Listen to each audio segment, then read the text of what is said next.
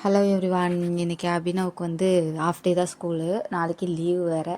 ஏன்னா அவன் படிக்கிற ஸ்கூல் பக்கத்தில் இருக்க கோயில் வந்து திருவிழா, அதனால லோக்கல் ஹாலிடே தான். இவனுக்கு நான் மார்னிங் பிரேக்ஃபாஸ்ட்டுக்கு நூடுல்ஸ் தான் ப்ரிப்பேர் பண்ணி கொடுத்துருந்தேன்.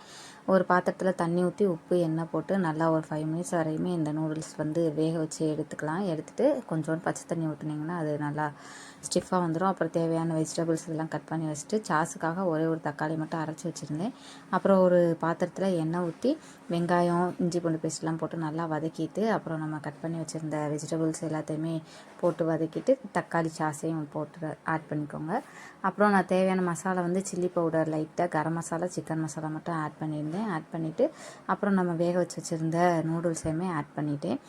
அப்புறம் நான் அதிலே வந்து மசாலா கொடுத்துருந்தாங்க, அதையுமே ஃபைனலாக ஆட் பண்ணிவிட்டு கொத்தமல்லி போட்டு இறக்கிட்டேன். இது வந்து ஹெல்தி தான், ஏன்னா கோதுமை நூடுல்ஸ் தான் இது நான் வாங்கியிருந்தேன். அதனால் இதை தான் அவனுக்கு மார்னிங் பிரேக்ஃபாஸ்ட் கூட்டி விட்டு அப்புறம் வந்து ஸ்நாக்ஸ் ஏதாவது செஞ்சு கொடுத்துடலாம் அப்படின்றதுக்காக அந்த ப்ரெட்டை வச்சு ஒரு வெஜிடபிள் சாண்ட்விச்சுன்னு சொல்ல முடியாது, அது என்னென்னு எனக்கே தெரியல, இது என்ன பேருன்னு நீங்களே கண்டுபிடிச்சி சொல்லுங்கள். அதுதான் ரெடி பண்ணி கொடுத்துருந்தேன்.